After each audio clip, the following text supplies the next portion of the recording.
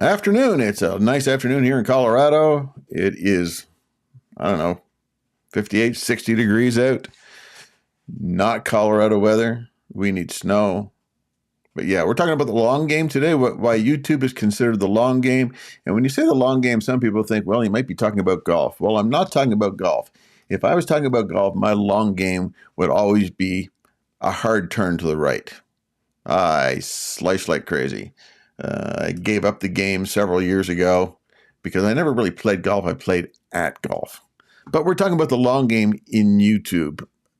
If you're thinking about having quick success, that would be great. It's possible to have quick success. I was watching a guy earlier today. He was on live. He's in his 5th year of YouTube, and this past year is when it really took off.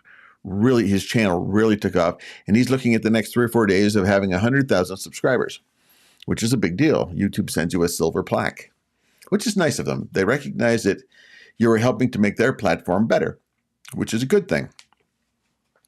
I'm a ways away from that, to say the least, and I'm okay because I can't compare myself to him. That would be not fair. Don't compare yourself to other people and what they're doing. It's not fair. It's not fair to you. You're comparing your start to somebody else's middle or late. You're comparing your first quarter to their last quarter, as it were. It's not fair to compare. But YouTube is considered a long game in that if you're going to get into it, you have to plan to get into it and stay in it for a period of time. Now, if you're watching, or even if you're watching live or watching as a replay, type a question in about YouTube and about the long game of YouTube. I would rather make a video or do a live about questions you ask than stuff that I come up with. And by stuff, I want to give value. I want to be worth listening to, and give the proper value. But I'd rather answer your questions, because that's where the real value comes in. An actual question and being able to give an actual answer. With that in mind, reframe the idea of what the long game actually means. When we talk about YouTube being the long game, we're talking 2, 3, 4, 5 years. I do watch a guy on YouTube who's 82 years old. And when he started his channel a year ago, he got monetized in 5 months. 5 months. And, well, he's 82. When you think about the long game, you're thinking about, if you're 82 and you're thinking about the long game, you might be thinking about the middle of next week. That being said, 5 months. So 5 months to get monetized means he had 1,000 subscribers and 4,000 watch hours inside of 12 months. So for him, 5 months. That's pretty good, but that is extremely atypical. That is not typical. A lot of people think, I'm going to go on YouTube, things are going to blow up, it's going to be absolutely fantastic. People are going to watch me from all around the world. People from Asia are going to ask me questions. People from Africa or South America are going to ask me questions about the niche that I'm in, and I'm going to be able to answer them. It's going to be really cool. That'd be really cool if that happened. And I pray that would happen for you, except it probably won't. YouTube is a long game. It's not a short game. It's not a drop something on there and blow up. It's not going to happen. So think about YouTube as a long game, as in minimum 3 years. What are you going to do over 3 years? Are you going to stick with it? Are you going to be consistent with it? So, every video, when you think about it, every video is a little salesperson working 24/7 for your message and your brand, and eventually whatever you're going to offer by way of stuff or services or products outside of YouTube. So every video is a little salesperson working 24/7. One of the first videos I put up is still gaining, and people still watch it. And it was in 2017 that I put it up. How to take notes with your iPad in church. And I showed how that you can take your iPad and have this open, your Bible app open and a notes app open, and how you can be able to just copy and paste and write your notes, and by the end you're done. Now it's obsolete now because you can just record it and have AI summarize it. So there's that. But we are talking about YouTube as the long game. I really like the guy, that 82-year-old gentleman that's 5 months monetized. Good for him. But that probably won't happen for you or me. Well, it hasn't happened for me. So why the long game is perfect for, I don't know, me or you. And I'm talking about my age. Maybe you're 45, 50, 55, or maybe you're 70, 75, 80. It doesn't matter. But, you know, the upper half of the population, as it were, the older group. It's not a young person's game. It really is an old person's game. And the long game is perfect for people like us. It's because we bring experience. We're not just studying algorithm and trying to crack a code and jump in. We have experience. We have real world experience, maybe experience through hardship or experience through massive success or whatever it may be. But you bring decades of experience for your work or maybe parenting or business or life lessons. You bring a lot of experience. And you're not chasing trends every 5 minutes. We're playing a different game. We're playing the long game. And that game is the game we play. The game we play is the game of trust and depth. We can go deeper than some others that are younger because of our experience. And over time, trust will be built. But it takes time for trust to be built. People online are starving for calm, grounded videos. Now, if you're stuck in a loop of watching shorts and people arguing and people, all that type of thing, that's a rough place to be. And you have to pull yourself away from it. The goal isn't short clout or short-term impact. Your goal is a long-term impact. Your goal is legacy. Like I said, you could put a video up that's been up for 4 or 5 years. And some people may still be watching it because the message you gave is still relevant. It's still meaningful. And that's important. That's legacy. So there is a guy, he's a friend of mine, lives down in Florida. He started a YouTube channel and he was putting up 5 videos a week. And they were good videos. They are good videos. And he's kind of burned out on it. And he just stopped. The channel's still there. He just stopped. And it's been a year. And when he stopped, if I remember correctly, when he stopped, he had about 600 subs. And I checked just before coming online, and now he has 988 subs. And he hasn't touched it in a year. He just kind of burned out on it. And I understand 5 videos a week, that's tough. And he was doing some quality videos, in my opinion. But just kind of burned out on it. And so, but he's close to being monetized. He hasn't touched the thing in a year. Imagine if he picked it up again and ran with it. Again, that'd be cool. That'd be very, very cool. So let's talk about a realistic timeline for this long game. Your first 3 months may just be learning, building muscle memory. You're learning how to edit. You're learning how to do thumbnails. You're learning how to talk in your own voice versus somebody else trying to mimic somebody else. You're just learning how to do it. But here's the thing, you do it. So you want to care about a couple of metrics. And the primary metric is, did you put up a video this week? And is the video you put up this week a little better than the video you put up last week? Not a lot better, just a little bit better. It's a little bit better. It's 1% growth or 1% growth. So for the first 3 months, just find yourself and start uploading 1 a week, even if it's crappy. I did a video this morning. I don't do a lot of tutorial videos, so I said I'm going to start making a tutorial video. So I made a tutorial video, how to do this thing. And I had a struggle doing it. I had a lot of editing to get it down to what it is. And I'll be posting it probably tomorrow. But I really had to get it down to there was a lot of editing involved. But during that, I started saying to myself, if I do a video like this, a tutorial video like this every week, I'm going to get better at it. And so no matter how bad I think it is now, I will get better at it because I'm going to do one next week and next week and next week and next week. And it'll slowly build to a little bit better, and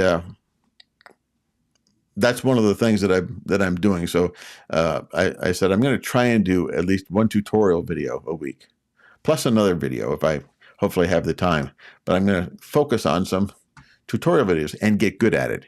But you have to start by being bad at something first. So yeah. So you got to kind of find your groove, and that's what months 3 through 12 is you're starting to see which topics resonate with the people who listen to you. You start seeing what comes along, and you might get a little mini hit on one of your videos, and it might, ooh, people really like that. And then you want to say, what can I learn from this? What can I learn? What did I do in this video that people like that I didn't do in my previous videos? Start taking note. What is it? Was it the thumbnail? Was it the fact that you started real quick and people actually hung around for your video longer than 30 seconds? And honestly, between month 3 and month 12, this is where people quit. They're thinking, man, I'm walking through mud. I've got heavy boots on, walking through thick mud, and it just seems like hard, but you keep doing it because maybe you're not seeing a ton of growth. Maybe you'll be like that 82-year-old guy who said, boom, monetized in 5 months. Good for him. Again, not typical. So the first to second year, things start to compound. You're looking, you'll have anywhere from 50 to maybe 150 videos on your channel working for you that people may start finding and people may start watching. That's the thing about YouTube. You can put a video up and somebody may find it 3 years later and get value from it and like it and subscribe to what you're doing. That's pretty cool. That's really cool. So don't judge your year 1 by someone else's year 7. I watched this. I told you I watched this guy that he's just getting ready to hit 100,000 subs. And he's maybe 12, 14 years younger than me, which means he's still, 50 plus. So, yeah, but he's in his third or fourth year, third going on fourth year, and it took him that long to get there, but he's there, and he's made it into quite a business. And I rarely, this is the thing, I rarely miss one of his videos because he's been able to work over time into actually dialing in his message to really, really helping people. So what do you focus on in the long game? Well, there's a couple things. Consistency over intensity. Just be consistent. 1 or 2 solid videos a week beats a wild burst and burnout, like my friend in Florida. 5 videos a week. Boom, boom, boom, boom, boom. The first one didn't even get time to breathe before the second one came out. So that made it pretty tough. So consistency trumps intensity. Another thing is one main promise, one niche for at least 6 to 12 months. Just try and stick to the one topic, which means you've got to kind of decide, you know what? I like this topic well enough to continue to talk about it every week for at least a year. At least a year. That's how you build. And then with your videos that you're making, try to improve one thing with each video. What's the one thing I'm doing in this video that's just a little better than the one I made last week? Well, when I did my tutorial video earlier today, I'm thinking I've taken 3 steps back. I've just tanked. But some editing took place, and it still teaches the thing that I want to teach. It just took a whole lot more editing. So behind the scenes, I'm thinking, I've taken 3 steps back. 1 step forward, 3 steps back.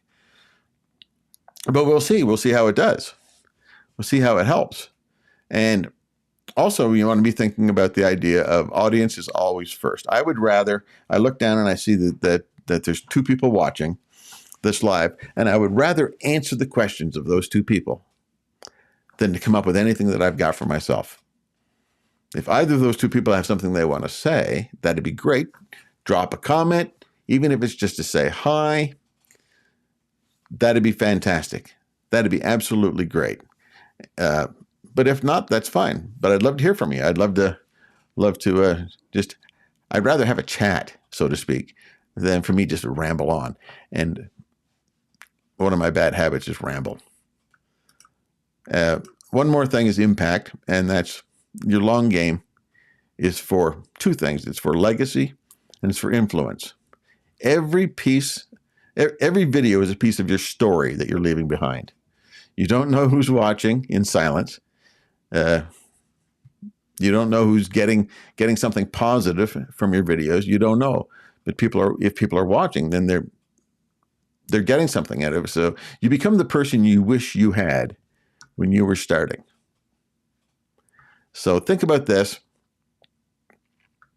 Oh, I'll go on to another thing. And I'm not here yet for obvious reasons. You know my sub count. Monetization. Monetization is 1,000 subscribers within a 12-month period and 4,000 watch hours within a 12-month period. So I'm a ways away from that, but that is one of my goals for the coming year is to hit 1,000 subs. If I did it in 5 months, that'd be even better. So if you want to get monetized, that's through AdSense. When you watch a video, an ad pops in, either at the beginning or maybe at the end, or sometimes even in the middle. YouTube drops you something. You're not going to get rich. You're not. I know Mr. Beast is rich because of it, but everybody that's doing something on YouTube has a lot of other things to offer. Everything from drop shipping to coaching to digital products to one-on-one coaching to group coaching to all those things. So you're building something as a foundation for monetizing or building a house with other things that you have to offer. So keep your mindset for this long game as you don't quit during the ugly middle. It's like if you watch a football game, the Broncos, I'm a Broncos fan, if you didn't notice.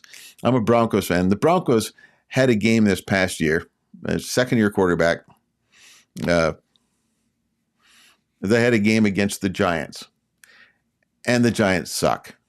And we played them, and we were doing pretty good as far as the year goes. But for 3 quarters of this game, we sucked.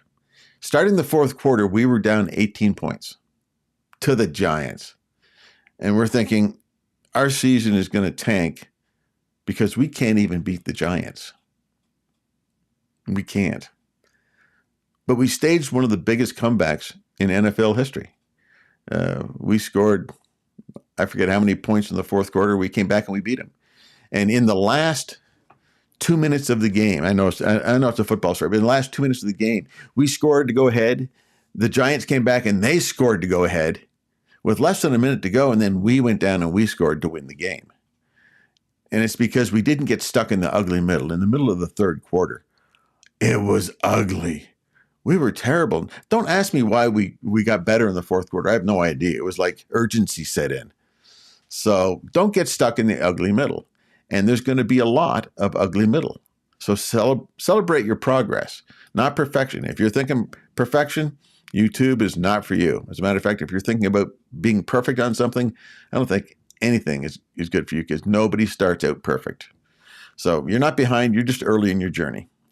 Maybe there's a question or two that you guys could drop in the comments, and maybe not. But comment would help. Don't make me beg. I'm sorry. I'll stop. It sounds like I'm desperate, and I don't want to sound desperate. So a couple of questions. How long does it really take to get monetized? It takes 1,000 subscribers and 4,000 watch hours within 365 days. It could take 5 months. It could take 364 days. So how do you combat that? Be consistent. I'm live every Tuesday. I'm consistent. I put a video out every week. I'm consistent. It's going to happen every week. And that's one of the ways that I combat. And I try to get a little bit better every time I do it. Another question would be, is YouTube too saturated? Well, I've hit this topic several times in videos. The topic, you're thinking, there might be 50, 100, 300 people talking about this, but they just don't talk about it the way you talk about it. And that's the point. Your point of view, your perspective is the point. You may resonate with people where other people will listen to you and go, I don't get this guy. But then there's people that listen to you and say, I understand. Oh, I so get it. So another question, how often should I post? If I'm busy with family and work, shoot for one a week, one quality video a week. If you can go live once a week, that'd be great too. But the key again is consistency. How often? Look at your schedule, figure it out, make some routines like on this day I'm going to film it, but I don't have time to edit it. On this day I'm going to edit it because I filmed it. And on this day I'm going to upload it because I did the other two things. And just spread it out over the course of a week. Frequency matters, but sustainability matters more. So do what you can do so that you don't overcommit and burn out. So what if my videos are getting almost no views? This is what I'm working through. Titles and thumbnails in the first 30 seconds. That's what you want to look at. How good is your title? Does your thumbnail make people want to click on it? And then what do you say in the first 30 seconds?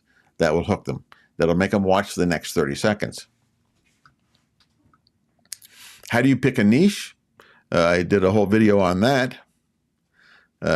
It's got to be something that you're so interested in. You can talk about it every week for at least a year or two, every week. Yeah. And you come up with a niche. Now, you may change your niche after 6 months saying, well, I'm no longer interested in it.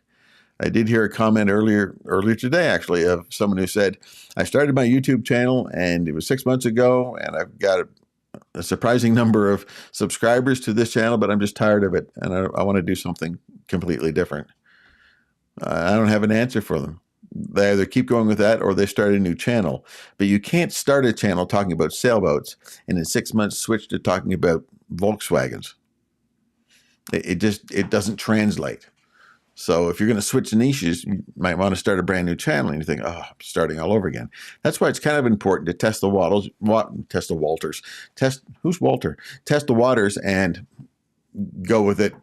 Make sure that you're really committed to it over the long haul.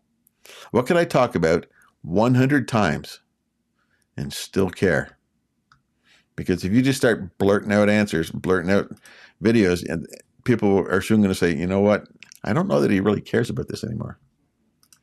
Another question that people ask, can I start with my phone? Just my phone? Yes. You don't need a fancy studio. Phone, natural light, simple background. People care more about the message than about you. Really. They care more about the message. So you can do a crappy video with a great message and get a lot of views. And you can do a crappy message with a great studio and it would tank. So what metrics should you look for at the very beginning?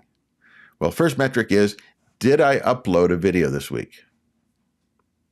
Another metric would be average viewer duration. Are they watching longer than 30 seconds? If they're clicking off within 30 seconds, what did you do in the first 30 seconds that turned a lot of people off? Just start to figure it out. And then the click-through rate. And the click-through rate is it comes up on their YouTube channel. Did they see your title? Did they see your thumbnail? Did they find it interesting enough to click in the first place? So YouTube will tell you how many impressions went out. In other words, you put up a video, and if you go to the analytics, it'll say, here's how many impressions of your video showed up on other people's YouTube channels. And it was on the screen where they could see it. Did they click on it? And YouTube tries to match the video with the viewer through their algorithm. They try to do that because YouTube wants people to stay on YouTube. And for people to stay on YouTube, they have to find videos they want to watch and want to watch over again and want to watch that same person again. So things to avoid: stop worrying about the subs. If you see the video that I'm going to be putting out in the next day or two it is a shameless plug for subs, because I made a video about how to make an overlay that was semi-transparent and had animated graphics. And yeah, something that was pop up, semi-transparent, the entire screen, make animated graphics, and convey a message. And my message was more subs. And I had submarines flying across. And it's coming out in the next day or two. And I admit it right in the very first. I said, this is the shameless plug, but here's how you would do this. Let me show you how I made this. And that's more the point. How would I make this? So I guess that answers that question. Another question would be, what if my family and friends don't support my channel? Who cares? I mean, if your niche isn't directly insulting your family or your friends, does it really matter? As a matter of fact, if you start a YouTube channel, I wouldn't even tell most people. I wouldn't even tell. My wife knows that I do this. My daughter knows, but I'm not even sure if my closest friends know that I have a YouTube channel. But what I'm doing is not in their niche, so they don't really care. And honestly, I would just, I do know of a gentleman, I really like him. He showed me his man cave, so to speak. And it was just a converted bedroom in their house. And he likes to work with leather. And he makes, and I'm talking about leather the way they did it in the 18th century. Yeah, way back when. And he's learning how to do this leather craft the way it was done, even with the tools that they used in the 1800s out on the plains. And his whole man cave is dedicated to that, with pictures and things that he made and old knives. And it is amazing. And most people could care less. I really like it. I couldn't do it. I'm not interested in doing it. But the fact that he's interested in doing it, that's pretty cool. And do his friends know? And does he care whether his friends know? No. That's his hobby. Now, you may not be thinking of YouTube as a hobby. You may be thinking it as a potential business down the road, and that's great. So treat it like a business. But guess what? If other people don't like it, who cares? Be faithful to your calling and be faithful to the people that you want to serve, basically serving your audience. Think about it that way. Another question, how do I stay motivated when I'm tired from my day job? Well, there are things you've got to decide upon, that YouTube needs to be an investment, not a hobby. It's not something you squeeze in. It's something that you actually block out a period of time. It's like football season. I never missed a Broncos game. It's because I knew when they were playing, and I blocked off the time and I watched the Broncos play. I did. It was non-negotiable.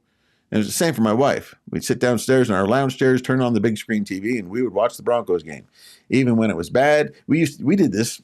We've done this for 10 years, and Broncos for the previous 10 years have been really bad. Ever since Peyton Manning won the Super Bowl, we've been really bad. And now we've been back to the playoffs 2 times.